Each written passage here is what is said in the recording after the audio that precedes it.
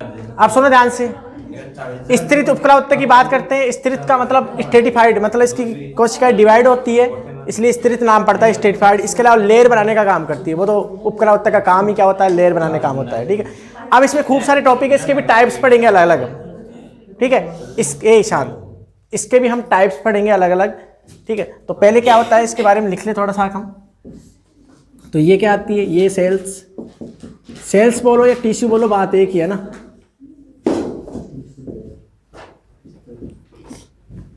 विभेदित होती है, विभेदित वह परतें बनाती है। ठीक है, परतें बनाती है, इसलिए इसका नाम पड़ा था स्ट्रेटिफाइड। अब इसके टाइप्स हैं, तो टाइप्स देखो, मैं टाइप्स लिख रहा हूं, इसके अलग अलग टाइप्स पढ़ेंगे। इसके 3 टाइप्स लिख रखे हैं। पहला हम पढ़ेंगे स्तरित सल की उपकला, ये लास्ट का टॉपिक है, इसके बाद में एक और लिखाऊंगा ना, फिर कंप्लीट है ना। स्तरित सल की, इसके अलावा घनाकार, तो स्तरित घनाकार, और तीसरा स्तरित यानी स्ट्रेटिफाइड स्तंभाकार। ठीक है, ये टाइप्स पढ़ेंगे हम, तो इन्हें देख लेते हैं एक बार। ठीक है, अब सुनो, इसके बारे में बाद में लिख लेना, एक बार इधर देख लो ना, लिख लेना बाद में। सबसे पहले टाइप्स की बात करेंगे हम। सबसे पहला टाइप है स्तरित सल की, है ना, उपकला। नाम जैसे इसका है सल की, मतलब स्केल, यानी सल की, जैसे मछली के ऊपर सल्क होते हैं वैसे इनकी संरचना होती है। ठीक है, और इन तीनों की बात करें, तीनों में सबसे ज्यादा इसमें क्या होता है कि विभाजन की क्षमता अधिक होती है, इस कोशिका में विभाजन की क्षमता होती है। अब इसको भी क्या डिवाइड किया गया था, क्रिटिनिकृत, अक्रिटिनिकृत। जैसे आप पशुओं के जो सींग होते हैं, हमारे जो नाखून होते हैं, बाल होते हैं, है ना, इनमें क्या क्रिटिन प्रोटीन बन जाता है, प्रोटीन का टाइप्स, है ना, धातु बनी, है ना। बाल है, हेयर है, नाखून है, पशुओं के सींग है, खुर है। ठीक है, इसके अलावा जो पक्षियों के जो फीदर्स, पंख होते हैं, इनमें क्रिटिन प्रोटीन जमाव हो जाता है, जिसके कारण ये इनका केंद्रक नष्ट हो जाता है, यानी कोशिकाएं मृत होती है। तो एक प्रकार से ये उत्सर्जी पदार्थ ही है। तो एक क्रिटिनिकृत में डिवाइड कर दिया है और एक अक्रिटिनिकृत यानी क्रिटिन विहीन कर दिया है। जो कहाँ है क्रिटिन विहीन की बात करूँ तो जैसे बकल केविटी, मुख गुहा होती है, हमारे जो सॉफ्ट के हार्ड तालु होता है पर, इसमें पाया जाता है। इसके अलावा लाइनिंग ऑफ वेजाइना होती है, योनि के जो आवरण है उसमें, चीयर जो गाल होते हैं हमारे, उसकी लाइनिंग में। ठीक है, अरे सीधा सीधा बैठा अरे यार।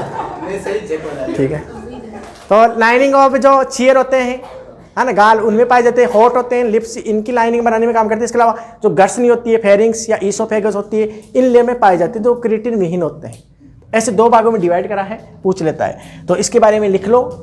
ठीक है, समझ में आ गया, अब लिख लो। ठीक है, तो इसकी विशेषता क्या है, पहले ये लिखो, इन सेल में, इस सेल में बोलो या टिश्यू बोलो, बात है, इन सेल में विभाजन की अपार क्षमता होती है, अपार क्षमता होती है। सल्क के समान दिखाई देते हैं, इसलिए नाम सल्क की पड़ा था। तो सल्क के समान संरचना होती है, सल्क के समान संरचना होती है। ठीक है, अब इसके जो टाइप्स हैं वो टाइप्स देखो, 2 टाइप्स में डायरेक्ट लिख रहा हूँ। ठीक है, 2 टाइप्स हैं, जो दोनों भी कंप्लीट हो जाएंगे। 2 टाइप्स है, पहला टाइप जो दे रखा है वो, और सेकंड टाइप वो देख रहा है, वो भी देख लो। एक तो था क्रेटिनिकृत यानी क्रेटिन युक्त, और एक क्रेटिन विहीन, क्रेटिन विहीन मतलब क्रेटिन प्रोटीन उपस्थित। सेल्स में क्या होता है, क्रेटिन प्रोटीन उपस्थित, इसकी वजह से क्या होगा, सेल्स मृत, केंद्रक एब्सेंट, न्यूक्लियस एब्सेंट, है ना, एब्सेंट होता है। कहाँ कहाँ होता है वो वेरी इंपॉर्टेंट है पूछने का। तो आप लिख सकते हो, जैसे नाखून, नाखूनों में होता है ये टिश्यू कहाँ कहाँ होता है? नाखून में होता है? नाखून में होता है। इसका नख तो नाखून को बोलते हैं ना। जो फिदर्स होते हैं, फिदर यानी पंख होते हैं, पंख, फर, पक्षियों के फर होते हैं। सींग होते हैं पशुओं के, इंसानों के थोड़ी, बस बोलते हैं इंसानों के भी सींग हो गए, है ना, बस बोलते हैं सींग हो गया है इंसानों के भी, है ना। दो कतवारी हो गया सींग हो गए, खुर हो गए, बाल हो गए, है ना, इनमें पाए जाते हैं। इसकी बात करें तो ये कहा तो इसमें क्रिएटिन नहीं पाया जाता, क्रिएटिन एब्सेंट। ठीक है, तो श्योर है कि ये क्या होगी? जीवित सेल है, जीवित सेल। सेल्स बोल दो या टिश्यू बोलो, बात एक ही है, लिख लेना। कांदा ले लो, कांदा हमारी गाड़ी के पास होगा ना। कांदा ले लो, कांदा। अब इसके एग्जाम्पल देखो। लाइनिंग ऑफ वेजाइना, वो योनि की जो परत, उस पर बकल केविटी यानी हार्ड पैलेट में कह सकते हैं, हार्ड पैलेट। हार्ड पैलेट का मतलब कठोर तालू, पर जानते हो ना तालू, है ना, कठोर तालू। और फेरिंग्स, फेरिंग्स यानी गर्सनी, याद है, हिंदी लिखो, ठीक है। इसोफेगस, इसोफेगस यानी गर्सी का, ठीक है, ये लिख ले, है ना। तो लाइनिंग ऑफ वेजाइना हो गई, lining of cheek, line of cheek, cheek and गाल, है ना। और लाइनिंग अभी दिख जाएगा ना थोड़ी देर को, है ना। लाइनिंग ऑफ लिप, होठों में, है ना, ये पाया जाता है। तो ये था किसके बारे में? स्त्री सल की उपकला उत्तक। अब हम दूसरे टाइप्स की बात करें, दो टाइप्स और बचे हैं, फिर ये कंप्लीट इसके अलावा ग्लैंड्स बची है ना, ऑफ कर दे से, है ना। तो स्त्रित उपकला उत्तक का पहला टाइप्स हमने सल की स्त्रित उपकला उत्तक पढ़ लिया है। दूसरा जो टाइप्स है उससे लिखे आप, ठीक है। दूसरा जो है उसका नाम है घनाकार स्त्रित, घनाकार उपकला। घनाकार का मतलब इसकी जो सेल्स होती है घनाकार के जैसे होती है, वो तो आप समझ गए, घन के जैसे होती है ना। तो सेल्स क्या होती है? घन के समान, घन के समान होती है। अब देखो इसका मेन, बंदूक, अरे घन मतलब घन पूछ रहा हूँ मैं, क्यूब, क्यूब के समान, क्यूब, ठीक है। एग्जाम्पल कहाँ है वो याद रखना आपको। तो मेन एग्जाम्पल कहने का मतलब है कि जितनी भी जो मेमरी ग्लैंड होती है, स्तन ग्रंथियाँ होती है, या सलाइवरी जो लाल ग्रंथियाँ होती है, लाल स्रावित होती है, वो ग्लैंड, है ना, इनमें ज़्यादा पाया जाता है। यानी ग्लैंड्स जो होती है ना, ग्रंथियाँ जो एक प्रकार से उपकला उत्तक से बनती है, इनमें ये पाया जाता है। तो लिख सकते हो आप एग्जाम्पल। एक तो जैसे मेमरी ग्लैंड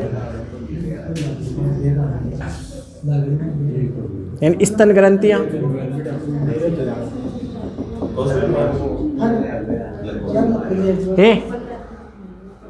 सलाइवरी यानी लार ग्रंथियाँ,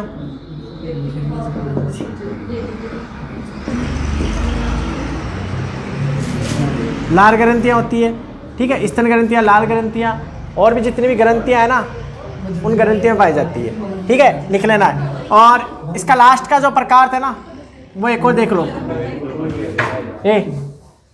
लास्ट का जो प्रकार है वो भी देख लो, स्त्रित स्तंभाकार, ठीक है, उपकला। अब इसका भी टाइप देख लो, इसमें क्या होता है? स्तंभ का मतलब इसकी सेल्स स्तंभ के समान होती है, तो सेल्स स्तंभ के समान, ठीक है। सेल्स क्या होती है? स्तंभ के समान होती है। अब इसमें दो टाइप्स बांट रखे हैं इसके, एक तो पक्षमाभी, एक अपक्षमाभी। पक्षमाभी का मतलब सीलिया उपस्थित, सीलिया उपस्थित, सीलिया एब्सेंट। सीलिया तो आप जानते हो, ठीक है। तो अब इसमें देखो क्या होता है, एग्जाम्पल आप लिख सकते हो इसमें, है ना। ये जो हमारा ये लेरिंग्स कंठ आता है ना, कंठ जिसको स्वर यंत्र बोलते हैं, लेरिंग्स इसमें पाया जाता है, ठीक है। तो एग्जाम्पल लिखते हो लेरिंग्स, लेरिंग्स यानी कंठ जिसको स्वर यंत्र बोलते हैं, ध्वनि यंत्र, स्वर यंत्र इसके नाम इसमें पाया जाता है मेन, ठीक है। और इसके अलावा इसके एग्जाम्पल आप लिख सकते हो, ठीक है। जैसे जो एपिग्लोटिस इस कंठ के ऊपर होता है, एपिग्लोटिस घाटी ढक्कन, उसमें पाया जाता है, तो एपिग्लोटिस, ठीक है। तो ये थे अपक्ष्मा पक्ष्मा, बाकी और भी खूब सारे एग्जाम्पल है। तो ये एक टाइप्स पूरा हो गया संयुक्त उपक्रांत के प्रकार, ठीक है। इसे लिख लो, है ना, उसे ऑफ कर रहे हैं ना।